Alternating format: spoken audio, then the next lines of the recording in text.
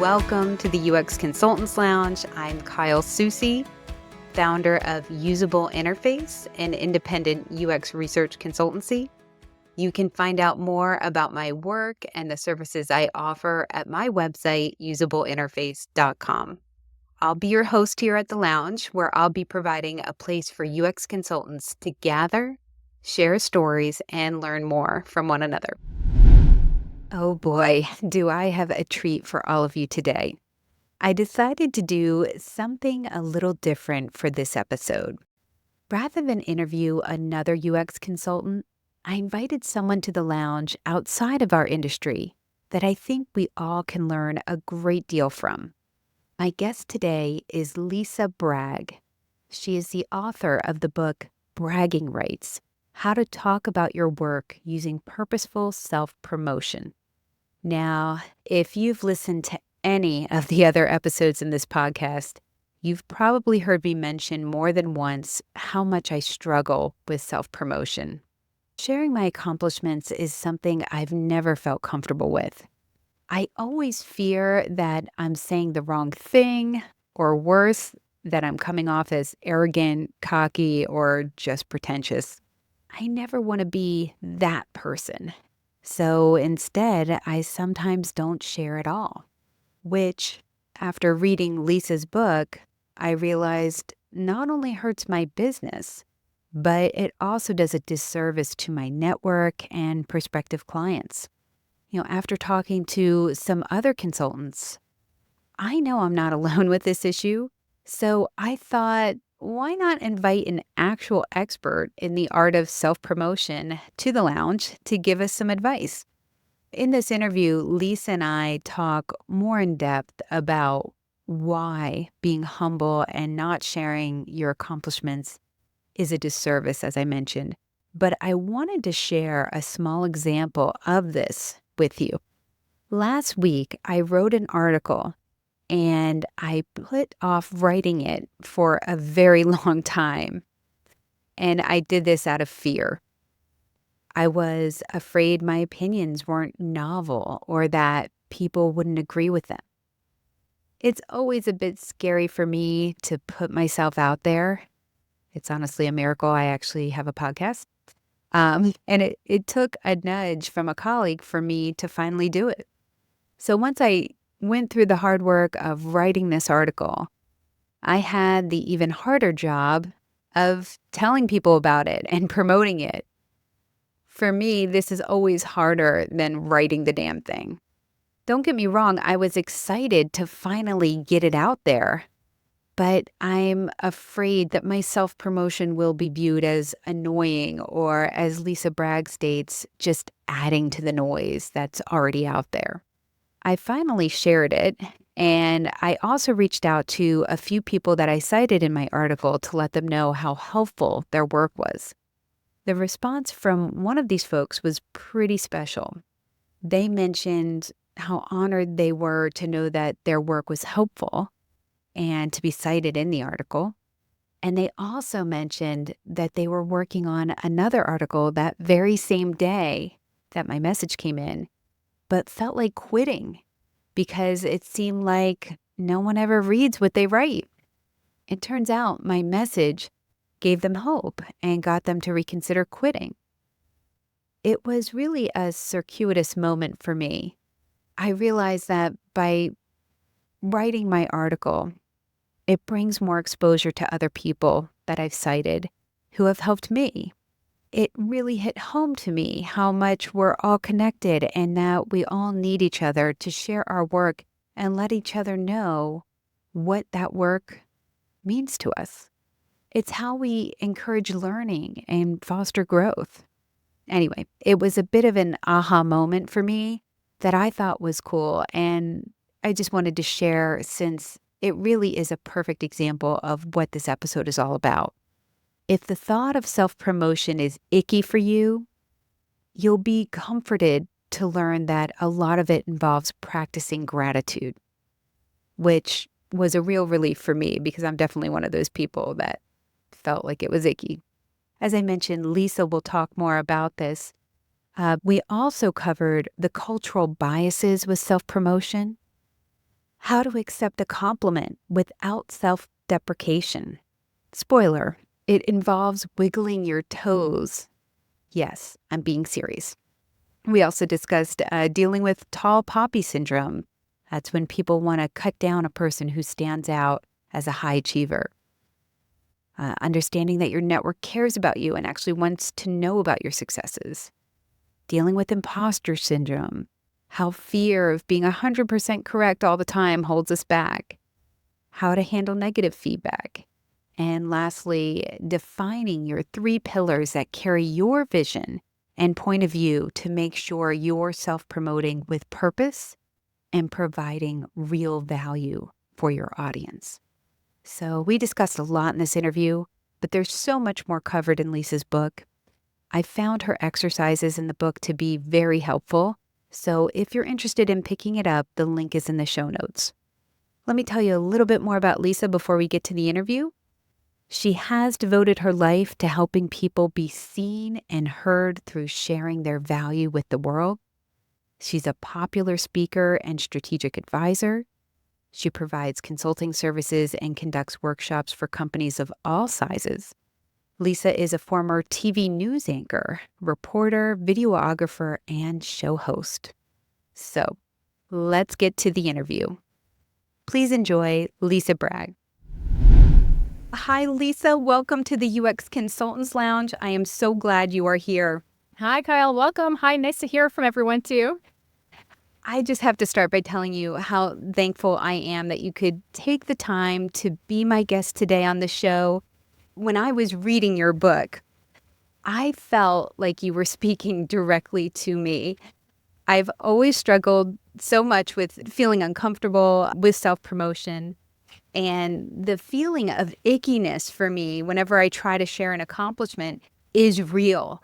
And your book helped me to reframe it and understand how necessary it is and that it doesn't have to be icky. Within this community of UX consultants, I know I'm not alone in struggling with self-promotion, and I thought it would be a great gift to all of us to have you on the show to share some of your wisdom. Happy to be here. And it's funny how the word icky comes up over and over again. It came up in my international research. It comes up in my own mind. And it's so funny. So we can try to take away some of that ickiness that we feel. So we all feel, how we should feel is strong and having more courage from it and maybe some more confidence to go get those clients that we already deserve. Yeah, the second guessing. Oh man, whenever, like after you finally commit to doing it and then you're like, oh, did I do it right? And it's icky. There's no better word for it, I don't think, at least for me personally. But I'd love it if you could start by having you explain why self-promotion is so important, especially for consultants. Yeah, it's self-promotion, especially nowadays, it's getting louder and louder out there. And the challenge is we're so used to just saying, oh, our work will speak for itself. Aren't we so great? Someone's going to talk about us and sing our praises. But the reality is everyone is so busy trying to keep themselves going, trying to keep the people knowing what they're doing, that they're too busy. And so while they love you, they think you did a great job, they're not going to sing your praises. And maybe people did that a long time ago. I know they did, but it's just too loud now. So I think that's part of it. And I'm always calling for people not to be part of the noise that's out there, but to be a signal. So letting people know with clarity, intention, purpose, what you're about and why. And then that helps those people who do have some capacity to talk about you to then be able to talk about you. So I think, why didn't I start talking about myself more 20 years ago? But it's that thing, best day to plant a tree was 20 years ago. Other best day is today. So starting today, starting on some small steps to get yourself out there. And it's not an extrovert's game. I know a lot of people in UX consultants, you're an ambivert, most likely. You're a little bit of both. But some days, even when you don't have that energy, it's not about being out there and being the loudest. It's really that strategic intention and purposeful way that we can go about this so we can feel good. And then really let the clients know who we are meant to serve, that we're out there instead of them going down to some mediocre consultancy that's just maybe a little bit louder than we are.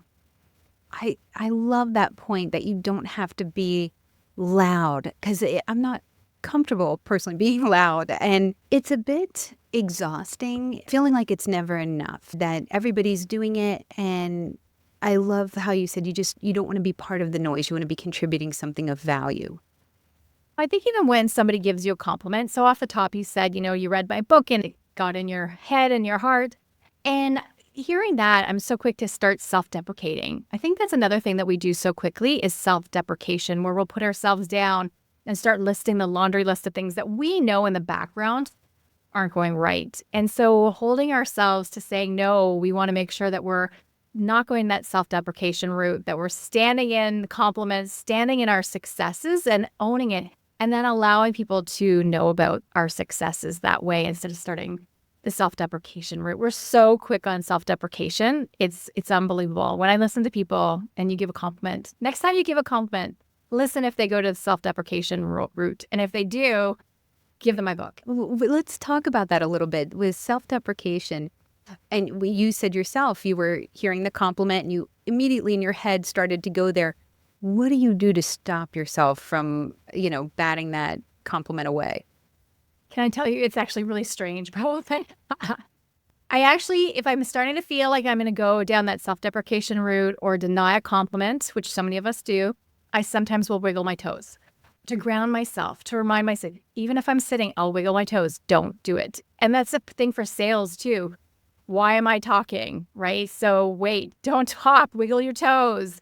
Instead of blurting something out, if you know it should be a process, wiggle your toes, and it grounds you from saying things that maybe you shouldn't be saying. So when somebody gives me a compliment and I'm starting to feel that self-deprecation monster coming up, I ground myself, wiggle my toes. So it's a strange trick, but some people will do tapping to stop them from habits, but it's something that you have to just remember, okay, stop, zip it. Don't say anything after someone gives you a compliment. The only thing you should be saying is thank you. And that's it. Nothing else. And it's so quick to start the laundry list. So, I think a lot of us are it's a cultural thing. We don't want you to think that we're better or that we're talking about ourselves too much. And so we want to lessen ourselves, but that's not what people are looking for. They really want you to know your stuff. You are the expert, or you're the visionary, you're the thought leader. So when you self-deprecating, you're lowering yourself. And the challenge is when people self-deprecate, their audience, so your client, will start to believe those negative things you say. Humans have a tendency to a negativity bias. So we're hearing those negative things. We will say, oh, well, she knows herself. So if she doesn't think she's that great after I told her those things, then okay, so she's not that great. Oops, maybe I'll go to somebody else down the hall. So wiggle your toes. That makes so much sense. The negativity bias, I can totally see how that you could be swaying them in a way you don't want to. And the wiggle your toes, that's such a great trick. I think giving yourself something physical to do, that might work for me. I could see that because you physically almost have to stop yourself from going down that path. But you mentioned too, good work. We all want to be recognized for it and almost expect to be without having to ask for it. And I love how in your book you mentioned how you, I think, rightfully disagreed with Adam Grant's view about, good work speaks for itself. And sadly, I don't think it does. Again, when we were in small communities, our kin would talk about us and say, hey, you know what? Kyle should really be doing this. She's awesome at it. And don't let Lisa anywhere near that. But we don't have that anymore. And we're also in a world where people are talking a lot about merit. And merit works when you're close to success, when you're close to those people of power. But if you're not close to those clients that you want or those opportunities you want, how do you get there? How do you let them know about it? And so when Adam Grant's saying these things that, bragging violates modesty norms, and if you were that good, your work would speak for itself or something like that, it's such a challenging thing, because then how can my work be that loud that it's going to speak for itself when we're in a world where there's so much going on with attention, we have our own fires to put out and our own clients to serve. So that's where we really do. It's about self-advocacy. We have to be able to tell our own stories so that other people will be able to tell our stories on our behalf. And of course, we want to help other people along the way, and hopefully they'll turn into brand ambassadors for us. But to wait for other people to acknowledge your work, I think that's just not a mindset that you can have in this competitive world we live in today. Yeah, you put it perfectly. I definitely highlighted that because it spoke to me as a consultant that you can't sell a secret, that everyone needs to build social currency. And then you also said waiting for others to notice you is not a good marketing strategy. And I just immediately bowed my head like, yep, that's exactly what I'm doing. But you know, Kyle, I do it sometimes too. So I'm out here, I do all these things, and then I retreat. And then sometimes it's like, well, should I give up? I'm not doing the things. But you have to keep coming back, and it's a practice. And so that's why I love hearing my book is highlighted, dog-eared, and kept in a special place, because you have to come back to the work and you have to keep trying, because so many of us in consulting work, we get so busy in doing the work that we're not out there talking about all the great our work is doing in the world. So we have to come back to it. Hopefully we get into a practice of it, but it's that back and forth of it. So sometimes you will be out there and you'll think, is this too much? Is it too much? The Lisa show, the Kyle show? But that's very self-centered. People are not paying enough attention. They're just not, because they're doing their own thing. And so you could go away, be off all the social media, not contact people for a little while, and still come back to it. And they'll be like, oh, didn't I just see this yesterday or talk to you yesterday? Because we have that bias in ourselves thinking that we're center stage. Yeah. But other people don't have that. And so that's where you can put the same social media post out again and again and again and have different comments on it. And people likely actually won't even notice. So maybe the same post every quarter or every time this year, the next year, put it out every time in March, every time in February. They're not going to notice. Only you will know. And that is something I talked with 2 episodes ago with Erica and Mike Montero. They mentioned the importance of having to repeat yourself online. And I was like, ooh, that immediately made me cringe. I'm so afraid to do that. And I know you have to. I get it. But something about it, I don't, like you mentioned before, want to be part of the noise, but recognizing that we can't just assume that you put one thing out there that it's seen in that moment. It could be very much lost in that moment. Totally lost. And I think a lot of people are like me. Anyone on this call, you're probably thinking, I have to put something new out there, another idea, so they can see how smart I am and how forward thinking I am and how I'm going to really serve them. And so we think, oh, I have to put something new out. Yes. And keep to those messages, those pillars that you've built to say, oh, my body of work really means this. And so you want to not just constantly go for the new shiny thing, but also reinforce what your values are, what your pillars are, so your clients know how to use you. And I think that's part of it. It's like always something new. No, repeat. And then add a little bit of new.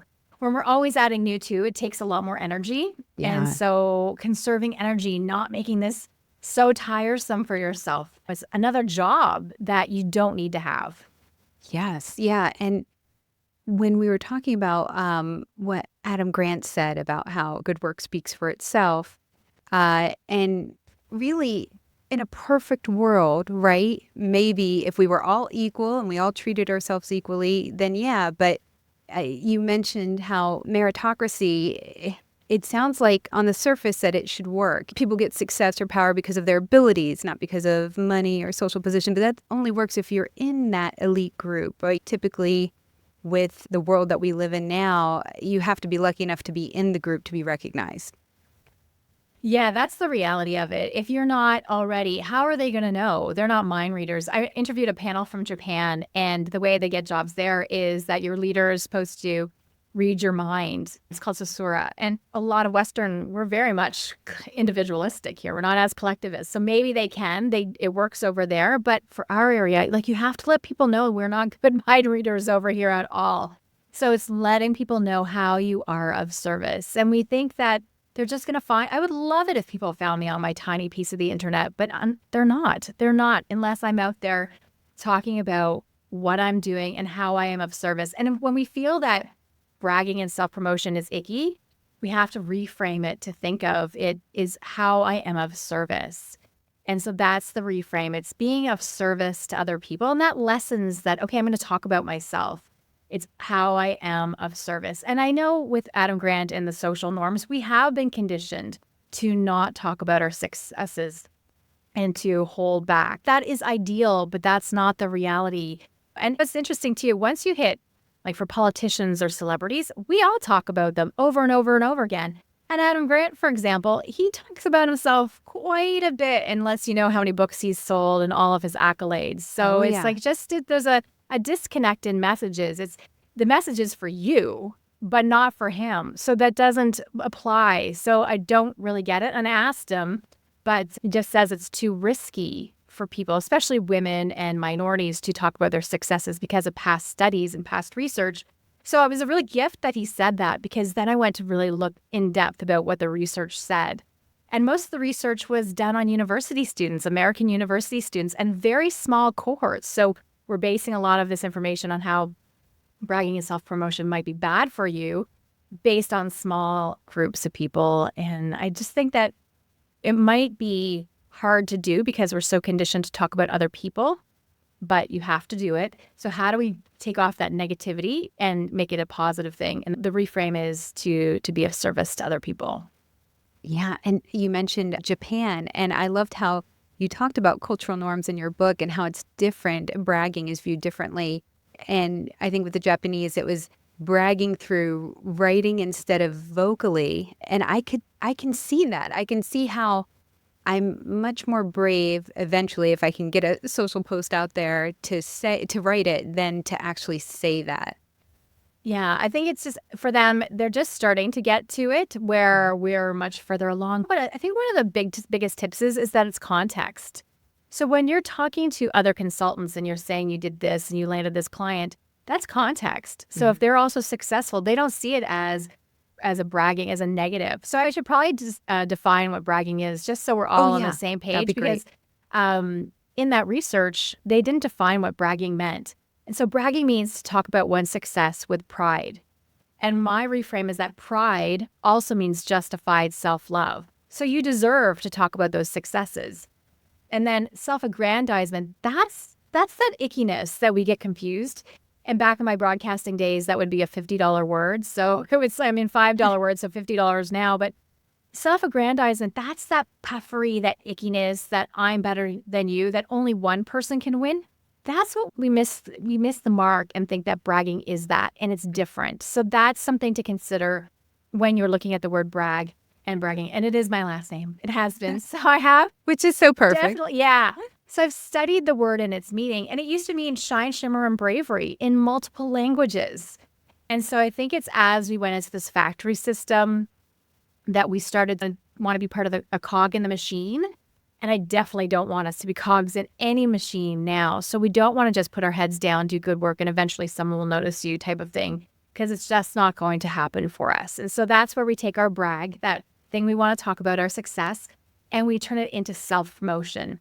And self-promotion can be anything that you want. It's doing this podcast. It's telling someone about this podcast as a listener. It's writing a review for this podcast.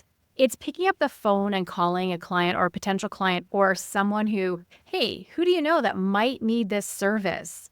That's all self-promotion. So it's not all about writing that massive LinkedIn article or getting published or being in the news. It's any small tactic that you can take. So self-promotion are the tactics that you put your brag out into the world. How do we let people know that we're awesome? And in the book, I talk about how somebody put a billboard up in Times Square. It was really just meant for one person. Like, that's how what people do. You can do something that's one person. So instead of thinking that we have to broadcast to everyone, narrow cast, find that one person or 20 people that you really need to talk to, and think about your message for them at all times. I love that. And you mentioned about self-promotion also being about connecting and giving recognition to others. And I think that we forget that too, that anybody who's inspired you, letting them know that is just such a gift that you can give them. And that in return, it helps everyone. It helps yourself. It helps them. I think you put it as give more to the world than we take from it. And I thought that was beautiful, just not to act entitled and not to have the purpose of whatever we share to be to dim or blow out other people's light. That was beautiful. Oh, thank you. I'm wiggling my toes right now. But you know what? The reality is we're all here on the shoulders of giants. People have come before us and done great, hard things. And we will continue to do great, hard things. So if you want to lessen that feeling of ickiness, acknowledge other people. And I wish I could take credit for this, but a research group made up the word. It's braggitude. So have your brag, that thing you want to say, hey, I did this great thing in the world, and I'm thankful for. So, hey, I'm on this great podcast. Look at me. And I'm thankful for Kyle for having me on. Like, it's that simple. So whatever it is a brag. I did this thing, and I'm thankful for all the people that helped me get there. And that's as simple when you win an award. Never say you're humble about it, because that lowers the award too. That all those people who didn't win, or the judges, or the quality of the award, when we're humbled, we think we're less than something. And that diminishes so many things. So, and it really is, it's actually irking a lot of people when you say you're humbled to do this. You can have humility, of course, but to say I'm less than, I shouldn't have received it, oh my goodness, why would they choose me? That kind of stuff, it diminishes so many people around you, and it diminishes the award or the client for choosing you. Oh, I wouldn't know why they chose me. Oh my goodness. And it's also, it's turning into a humble brag, which is also a no-no. So humble brag is where you have a brag plus a complaint. Oh, the traffic in New York is so bad, especially in my Lamborghini. Like, oh my goodness, so out of touch. But that's what a humble brag is. So don't diminish your brag. Stand in your brag. Be powerful in it, and then stop talking. Yeah, it makes so much sense. And, not to cancel a brag or add a qualifier, you gave the example of, I'm not trying to brag, but, and then doing it. Yeah. But you know what? People won't call it out as something negative if you just stand in it. And if they do see it's negative or feel like it's negative, what's with them? I think you get into tricky issues when you're talking a lot about wealth, especially nowadays. So if you're putting Lamborghinis or fancy things on, that's when people start to feel like, But if you give the example in the book where this woman, she helps people with super yachts. And so when the people who have super yachts are talking to each other, it's different than when they're talking to people who are outside the super yacht community. And so it's context matters so much. Knowing who your audience is and how you're meant to serve, that's really a big part of how you set up a brag and help it land successfully. But if it doesn't, and we can't worry about, is this going to land with them? We have to know our audience and make sure that it has good context. Like, I'm saying this because there's intention, but we can't worry too much about how it lands, because otherwise we'll never do it. Yeah. And so that's where we have to start taking baby steps into feeling more and more comfortable with bragging and self-promotion. I want to do something a little different here. What I want to do is share with you what I think is a perfect example of something super icky. And I'm very curious to know if you feel the same way, or if I perhaps have maybe a limited view of what I should be doing and accepting as okay in our society. But this is something that turned me off immediately in our industry that happens, or it used to happen a lot more often than it happens now. But let me just set the context here.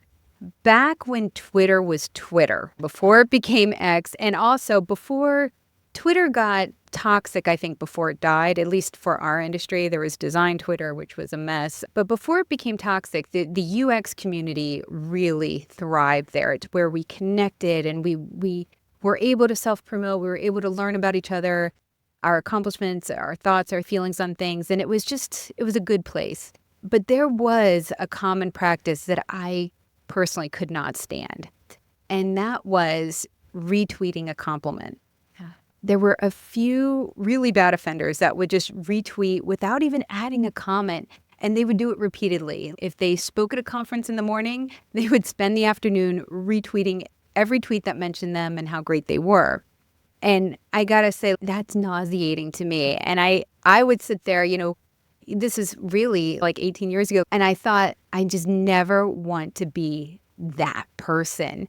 Because most people, right, they don't brag this way in the real world. They don't announce with a megaphone that someone else thinks they're brilliant.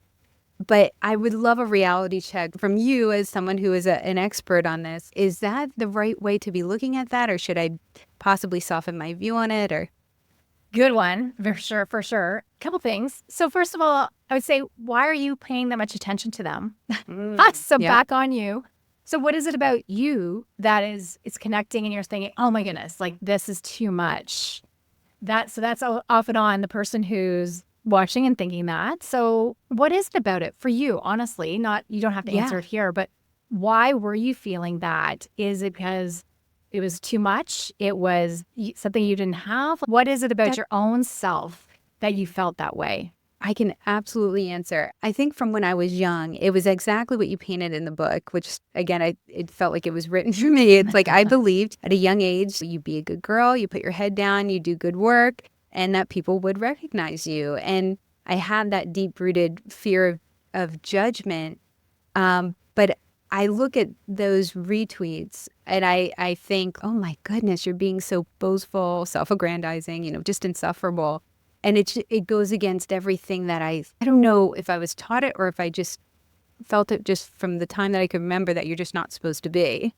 That's exactly it. We're taught that. But that person was saying, I'm not going to live by that. They know that Twitter, especially back in the day, it was a fast moving subway. And so if you did put things out, people were on and off so fast. So it wasn't like we were lingering to read anything. So that person was dropping things in as they went, knowing that their audience probably wasn't paying that much attention. And well, people were. And so what does the audience respond to? But there are ways to do what he did. I'm going to just assume it was a guy, but there are things to do what he did, but do it over time and do it in a way that has a little bit more of an elevated feel. But when you see someone congratulating themselves and being successful, understand what it's doing, first of all, to yourself. Like, why are you reacting this way and what does it matter? And then that's how you can start to understand, okay, well, I don't want to do that, but then what can I do? Is that person getting ahead? Are they doing bigger things because of that? Because people can see him as a success, because success begets success. Mm-hmm. And when people see that you're successful, and I'm not saying go out there and fake being successful, but when they can see that you've already worked these great clients, you're winning awards, they want to be closer to that. And so we do have to put it out there.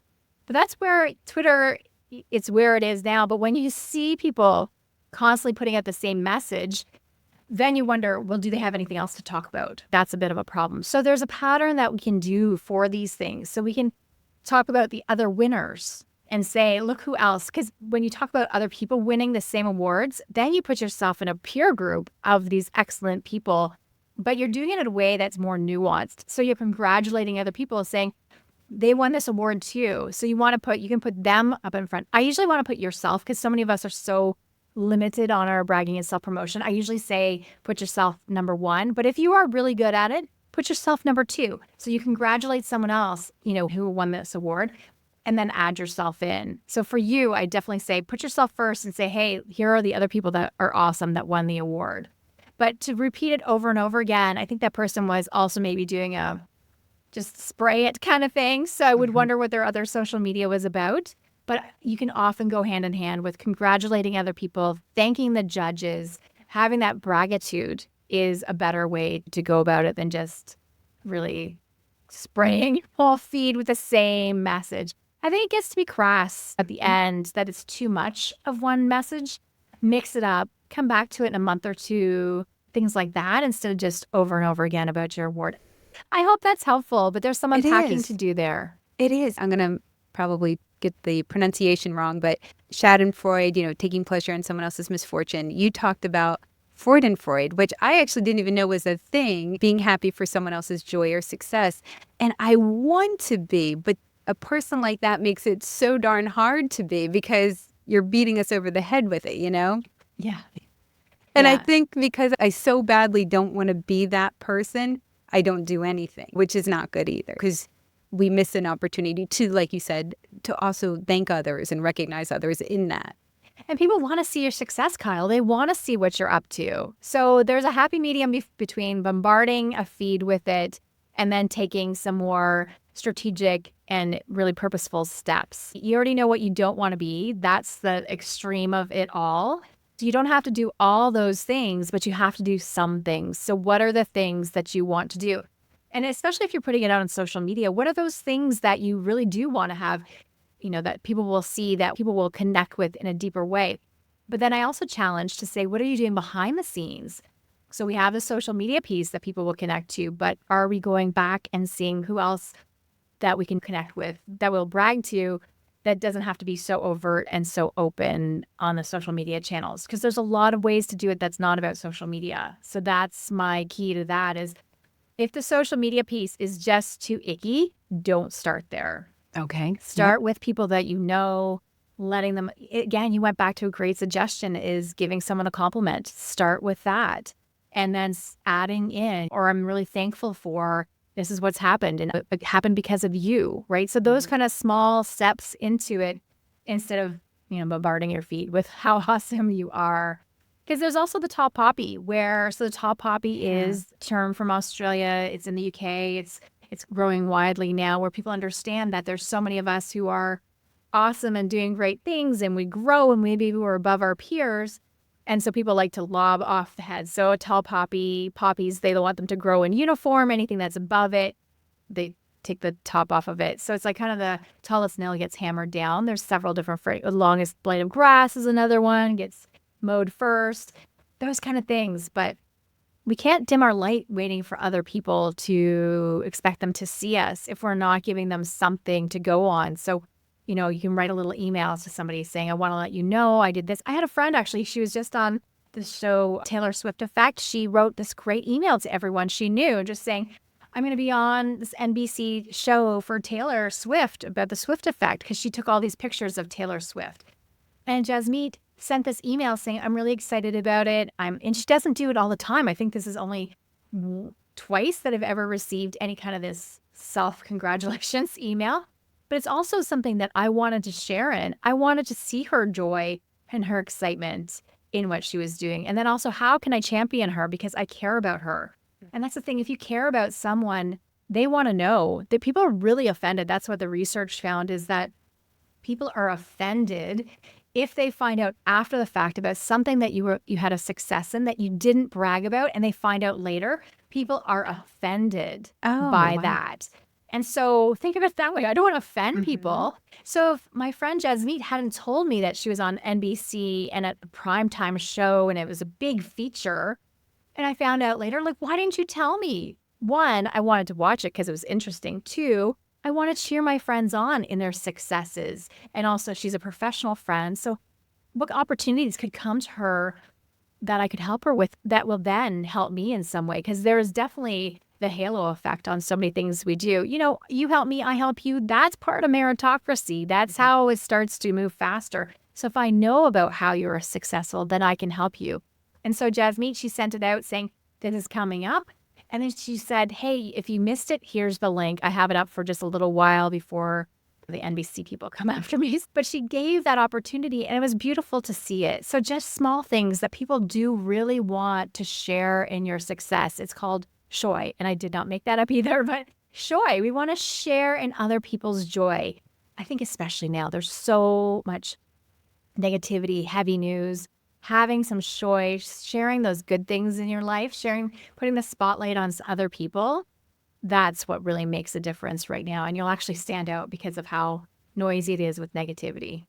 That reminds me that you made a great point too in your book about how bringing people along for the journey. It doesn't have to be that end moment when you finally finish the book or whatever it is you're doing. Because I know, speaking for myself, that can hold me back too at times, not wanting to share the work in progress. And I didn't really get that the milestones are just as important. And it makes the end that much better when you've taken people along the journey with you. It does. And that also lessens that idea of self-aggrandizement. Because if all of a sudden you show up in your private plane, but they never saw the work that you did to get the private plane, that's the disconnect that people feel. And then that's when we start to go into self-aggrandizement. But when they've seen that you put the hours in and did the things and, got your pilot's license and then got enough money to buy a plane, all those things, then it feels in context. And then we want to celebrate you. But context is really important. So the audience that you're with, maybe they all have private planes. Maybe they all work that hard. But what is it that you're trying to tell them and why? How does it help your cause? And if you've ever gone to a playground, you'll hear that mother or father that talks about little Johnny and all the things, the laundry list of his accomplishments, all the milestones he made, and he's in this percentile. You don't want to be that person. You want to be really strategic about what you're bragging about and why and how you're putting it out into the world. So I think that's where your Twitter person, the reference you gave, he wasn't being very strategic about it and having intention behind what he was doing. And so that's what I want everyone to do, is be strategic and have intention, and don't be like those schoolyard playground parents just rhyming off all the lists of things. It's what's the point? Why is this important to my life? What is it about your audience? And that's what UX people are always about. It's like, what's my audience really need? What do I need to let them know? But what do they need to hear? And, we always want to market to where we want to go. We have these solid reputations, these great things in the past that we've done, but we need to signal to our audiences where we're going next so that they'll be able to either help us along our journey a lot faster or refer us to the next client. They'll be able to really move us forward further, faster instead of waiting just on having that next certificate or worrying about a reputation. Yeah, that's a great point. The next certificate, that happens in our industry too, where we feel there's this feeling that we are pretending, imposter syndrome, where, if we just get one more certification, if we just get one more degree or a PhD or whatever, then we'll be worthy. Then we will achieve whatever. And of course, a lot of us realize that that's not the case. So it gets to be a little bit of a trap, a hamster wheel. Totally a hamster wheel. That's exactly it. Because one, then you have to get another. And you know why? It's because you're already one of those people that is smart. You are innovative. You're thinking ahead. You are a visionary, most likely. For sure, an expert, a leader, definitely. But you have all these things. And so you achieve something, and then you look ahead, and you're like, oh, well, I'm changing the goalpost over there. And so we never get to that goalpost. It's like an S curve. It's, okay, I think I know what I'm doing. Then I'm going to change course. I'm going to do something else. I don't know what I'm doing. And then I'm going to master this and understand it. Then I'm going to jump again. Like once we go through this like crazy S curve of feelings, this roller coaster, then we jump to the next thing. And, back in our parents' or great-grandparents' day, they would have the same job for 30 or 40 years. And so they didn't feel this way, or things were changing so slowly, the incremental changes, where in our day and age, we're the first. No one's done this before. I don't have anyone to ask. I don't have that reference except for that new reference. And so we feel that, I call it imposter experience, because it's an experience we have from time to time, especially as we're stretching or doing something new. And it's so much in our generation because we're constantly doing new things. And generation, I mean, in this time and place that we're in, we're all doing new things. We've gone through, we are in the third industrial revolution for so long, then the fourth, and we're in the fifth. Like, we don't even know where we are because things are moving so fast. So AI, you wake up and there's a new AI model that's doing amazing things. So when you feel like you're an imposter, again, wiggle your toes, but know that everyone else around you is in the exact same experience. And if they don't articulate it, it's because they haven't realized that they should. And they just hold it in. So everyone else is in the same boat, that they're feeling this imposter experience, because it's all new to all of us all the time now. Yeah, you're not alone. You're not alone. And if anyone don't have that, then you're not stretching yourself, I would challenge. Like, if you don't feel like you're an imposter from time to time, then you're not stretching to know that you are challenging yourself and saying, I'm a fish out of water here. I don't really know what I'm doing. That's okay. We don't know what we don't know. And we have to keep striving to say, it's okay. It's okay. And roll to get those toes. You'll have great toes by the end of this. No, that's a really good point. And it actually kind of segues nicely into another question I had, because you mentioned how important it is to have a point of view. I think you quoted Seth Godin in your book about where he said having a point of view is different from always being correct. No one is always correct. Hiding because you're not sure merely makes you invisible. And I know I can speak for myself here. I think I say that often in this episode, but I often hold myself back because I'm afraid to say the wrong thing, or that I'm making a statement that might not be correct, rather than just sharing an opinion or just my point of view on something. It comes down to risk and regret. So we're so afraid of risk, but at the end of the day, at the very end of all of our days, it's regret that is worse for us. And so taking the risk in the moment of shame, of guilt, of all those feelings that we run away from, is better to have that than to be at the end of the year and regret that you didn't do those things, or worse, be at the end of your life and regret that you didn't do it. What I tell people this is risky business. It is risky. You're putting yourself out there. And so, especially nowadays where it's all online and people can see, it is a risk. But taking the risk today will get you some steps forward, where then in the future, you will regret not having moved forward at all. So you have to think about what really matters to me. What is my point of view of things? What do I want to say? What do I want to tell the world? And then put it out there. And again, it can be in a very strategic way. So it's something very risky. Make it low stakes at first so you gain that courage. And don't wait till you're confident, because that never happens. But gain that courage to do that next bigger thing and the next bigger thing. But so many people hide their work instead of showing it a little bit messy and saying, here, it's not perfect. You know, my hair is not perfect today. My makeup's not all done. It's like all those things, we wait till perfection happens. But then the goalpost has moved again and society's changed and something else has happened, and then we never get it done. And, you know, I think there's something to it when you have an idea and you don't take the risk to put it out there and somebody else puts it out there. It's like, wait a minute, that was my idea. I invented Spanx. You know, like there's so many of us that were already doing something like that with our homemade pantyhose and things like that. But she took the risk and did all those things. And so, wow, the reward is so worth it. So we conflate what the risk is versus regret versus reward. And so we have to understand, where is our risk tolerance? And I want people to have fear plus 10%. So you should be a little bit afraid. It should be a little bit like, I don't know what I'm doing. The butterflies. Get to that edge of that diving board. Put your toes over. Look and do it. And that's, you know, the risk plus 10%, fear plus 10%. I think that when we do put ourselves out there, and sometimes it's not well received, you know, how should people handle feedback or criticism when they put themselves out there and they not get a hater, but they get some negative feedback?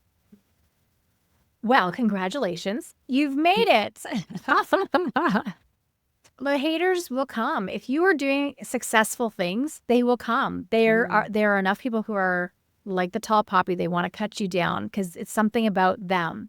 So realize it's about them. It's not about you. It's not about the work that you're doing. Now, if they're doing something wrong and you get that, there you go. But most of us are doing great work, and those haters just come along when we've started to head into that next level, and they think they should bring us back down to our levels. So I think good on you. Great. Don't spend time on it. Only go to the people that you value.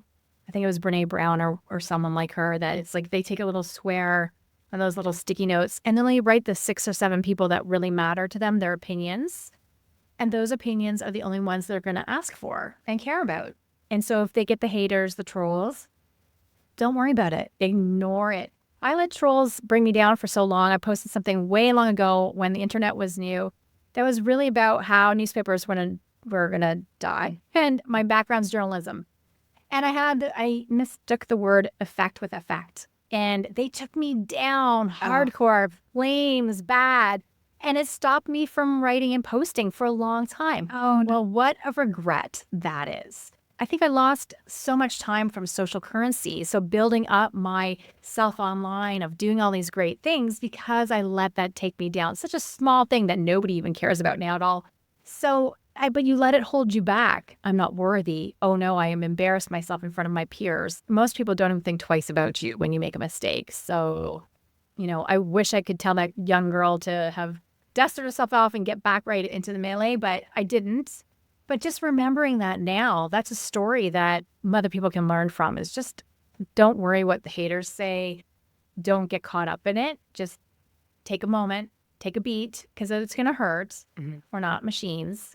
But then move forward and then call a friend if it really does hurt, who is going to cheer you on and light you up. Or pick up my book, because I've been told I'm like your cheerleader in your head. So hopefully I'm doing that for you now. But yes, it's really that we can't stay in it.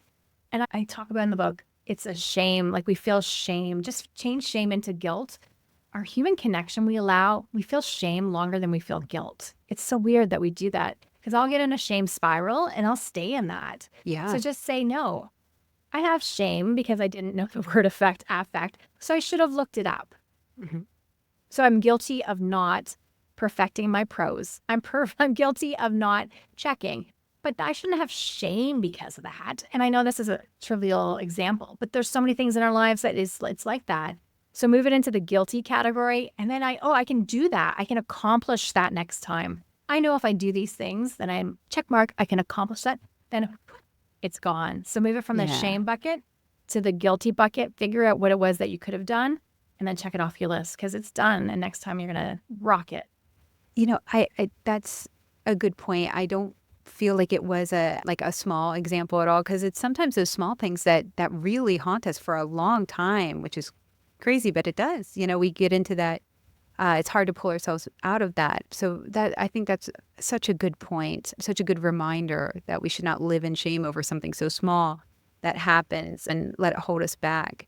But in the few minutes we have left, one thing I was curious about, I was wondering if you could talk a little bit more about what you call defining your 3 pillars that carry your vision and point of view, and that you should refer to whenever you're self-promoting.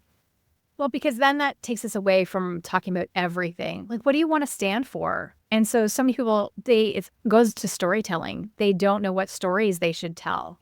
What stories should I tell people? And we think we should just be instantly able to tell a story. That would be great. But most of us have to know, what is my point of view on something? What are the pillars that I am going to talk about? And so defining them. So I give this riff tool to people. I say, set a timer and write down all the things that you think you're qualified to talk about, or that you feel like you should talk about, or tell someone, or teach someone, or have a client call you on these things. So write them all down. Set a timer, 5 minutes. Write all the things down. Let's do 3 minutes first. So write them all down and then see what's common in there and start to bucket them, and then do it again. And more things will come up. So first of all, you're defining what your pillars maybe should be, because you can really talk about those things for a while. And then you're also starting to develop stories that, hey, I had a story about that. I should bring that story up. And so we're doing 2 things when we start the riff tool. So starting with that, set a timer, write all the things that you can talk about, and then start to say, what buckets should these go in? And then what stories are coming out of this? And so that's a place to start to say, here's how I define my pillars and my point of view with that. Having a point of view is really that I'm going to take a stance on things. I'm not going to just be vanilla ice cream, which is great, but maybe you're vanilla plus, cherry sauce or chocolate sauce or whatever it is. Or are you desperately going to be Rocky Road or something really crazy like pistachio? Like, what are you? And so it seems fun to just use ice cream flavors, but defining yourself allows people to then know what you stand for. And when you own your own narrative, other people then can't assume a narrative of you. And I think that's really important, that people know who you are, what you stand for, your mission and vision. And it doesn't have to be a big thing like you help your clients with, but it can be those things that what my purpose is. And then I'm going to talk about those things. It makes it less exhausting for yourself. And then your clients know, okay, she really stands for these things. I'm attracted to that. I do a networking thing all the time for clients. And it's as simple as introducing yourself. People think, oh, I'm just going to wait for my potential client to introduce herself. And then I'm going to introduce myself because I'm going to riff off of what she says, because then I'll get her as a client. Don't do that. So many people know that, but you're not setting yourself up for your own success. You're not sharing your values so that your potential client, she can say, oh, wow, I know these things and I know these other people. I'm not the right fit client for you at all because I don't have the budget for you. But I know 25 other people that probably would love you because I know what you stand for, instead of you trying to shape yourself to what she stands for. So that's where it's like, I want people to stand in their ground and own their own stories, own who they are, own their values, so that they attract the right fit clients. It's all of our psychographics and things like that. How do we really show people who we are so that they're attracted to us? It makes a lot less work than trying to fit into somebody else's mold. And I think the authenticity that we're trying to maintain, it helps us do that, right? It's a good way to just quickly check in. Does this align with my values, my pillars, and then feel good about proceeding with self-promoting, whatever it is we're sharing. And there's so many times where it's like, squirrel, I want to go up and do that. And then I come back to saying, well, does this align with what I'm trying to get out there in the world, where I'm trying to get to?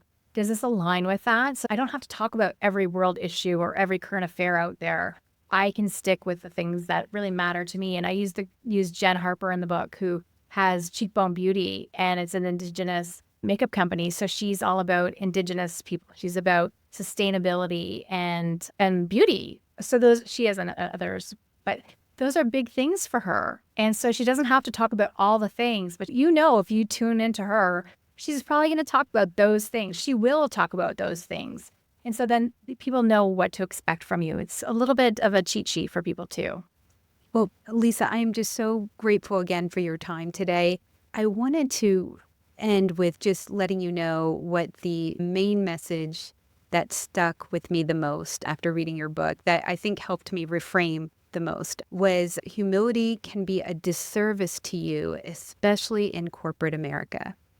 That hit home for me. Sometimes I think that it's a good thing, to be humble. You would think it would be, but then reading that, I was like, this isn't serving me. That's right. It's actually not helping my business. And really the entirety, all your exercises, everything, it made me realize that to self-promote, you don't have to give up being nice and you don't have to give up being humble. You can still do it, but you also can still put yourself out there more and not lose yourself. Thank you for that gift of telling me how it resonated and what you walked away with. I think that's one of the biggest gifts as you put yourself and take the risk of writing a book and putting a point of view out in the world and hearing that. So I'm wiggling my toes. So thank you for that. I think it's really letting people know at the end of the day that you are of service and that you are the best person for this. And it's of service because they know what you're supposed to be doing. And then they're not going again to that mediocre person. I think that's why we need to have all these awesome people talk about their successes and let other people know. And then also, as you grow in your success, bring other people along. So sharing that they are successful and that how you can mentor, be a brand champion, cheerleader of other people. It's really important. So thank you for having me on and sharing your insights too. I appreciate it. Absolutely. And at the end of the day, we all just want to help people. I mean, that's what it's about, right? It's absolutely about that. Yes. Yeah. So besides getting your book, which I suggest everybody to do, how can people get in touch with you, find you? Yeah, find me on my website, Lisa Bragg. That's BRAGG.com. So lisabragg.com. And I'm going to start having some public workshops. Most of my work has been within corporate and associations. So I'm going to start to have some public workshops so you can join along. I put a lot of things out on social media too. I'm always trying to. So you can follow me on LinkedIn. That's where I'm most active too. And I'd welcome your connection there. Excellent. Well, Lisa, thank you so much again. Thank you. All right. That wraps up this episode. Thanks for joining me. So do you have a topic or a question that you would like us to explore on a future episode of the UX Consultants Lounge? Perhaps there's an anonymous consulting story you want to submit. If so, click on the link in the show notes to submit your story or question from the podcast website. Until next time, keep that consultancy going. I can't wait to have you back at the lounge for our next episode.